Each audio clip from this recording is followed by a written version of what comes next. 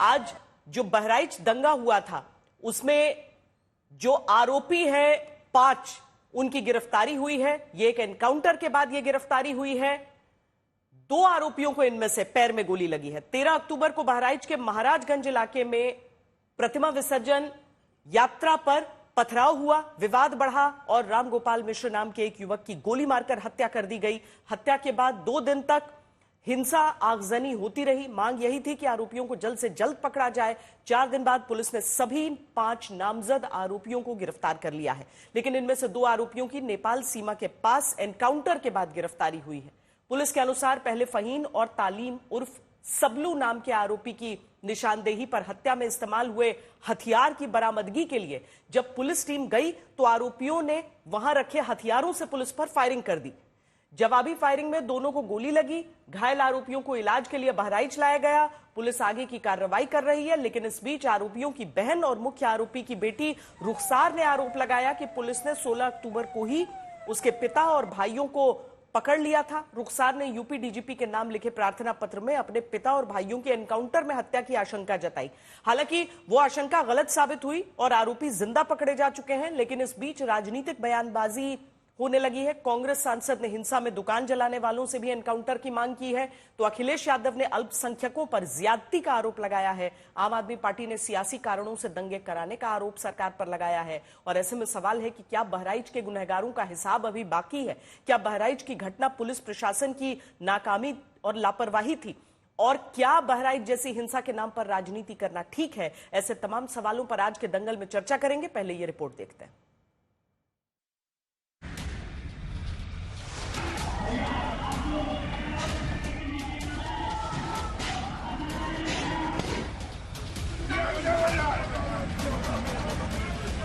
ये सारी हिंसा फैलाई गई है।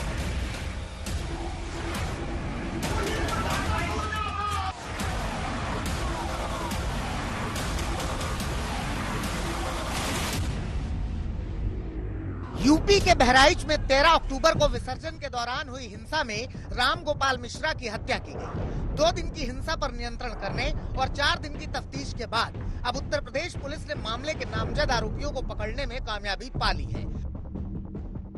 उत्तर प्रदेश एसटीएफ और पुलिस ने पुष्टि की है कि मामले के नामजद आरोपियों में से 2 आरोपी नेपाल भागने की फिराक में थे और एनकाउंटर में घेरे जाने के बाद पकड़े गए। ये जानकारी हुई है कि इसमें एक शॉर्ट एक्सचेंज ऑफ फायर भी हुआ। 5 व्यक्ति जो इस मर्डर में इन्वॉल्व थे उन सभी की गिरफ्तारी हुई है। मुठभेड़ की घटना बहराइच नेपाल सरहद के हांडा बसहरी नहर के पास हुई, जिसके बाद सभी आरोपियों को पुलिस ने गिरफ्तार करके इलाज के लिए ले गई। 2 व्यक्ति आए थे हमारे यहाँ, जो 2 लोग, एक सरफराज करके नाम है और एक तालिम करके, मोहम्मद तालिम। तो दोनों के, एक के दाएं पैर में है, एक के बाएं पैर में है। क्या स्थिति है सर?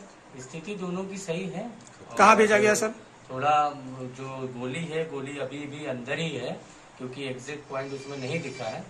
बाकी हमने डिस्ट्रिक्ट हॉस्पिटल बहराइच के लिए रेफर कर दिया है, वहाँ एक्सरे और फर्दर मैनेजमेंट के लिए। स्थिति दोनों की नॉर्मल है। कब लेके आए थे यहाँ पे? 2:35 के करीब, दोपहर में 2:35। तो गोली निकाल दी गई इसकी? गोली तो नहीं निकाली गई है, वो फर्दर डिस्ट्रिक्ट हॉस्पिटल में। घायल आरोपियों का प्राथमिक उपचार करने वाले डॉक्टर के मुताबिक 2 जख्मी आरोपियों को दोपहर करीब 2:30 बजे के बाद पुलिस इलाज के लिए लाई थी, जबकि एक आरोपी पहले ही गिरफ्तार हो चुका था। पुलिस के मुताबिक अब तक की कार्रवाई में मुख्य आरोपी अब्दुल हमीद और उसके 2 बेटे सरफराज और फहीम के अलावा ननकऊ और मारूफ अली को गिरफ्तार किया गया है, जबकि राजा और साहिर खान को कल ही गिरफ्तार कर लिया गया था। आरोपियों के खिलाफ अब पुलिस कानून के हिसाब से कार्रवाई करेगी, लेकिन इस बीच एक चिट्ठी को लेकर यूपी पुलिस की एनकाउंटर थ्योरी पर सवाल उठ रहे हैं। यूपी के डीजीपी के नाम यह आवेदन मुख्य आरोपी अब्दुल हमीद की बेटी ने लिखा है। इसमें दावा किया गया है कि अब्दुल हमीद और उसके बेटों को 16 अक्टूबर के दिन ही महाराजगंज के करीब कायनात धर्मकांटा के पास से गिरफ्तार किया गया था और टाटा सुमो कार में बिठाकर पुलिस ले गई थी।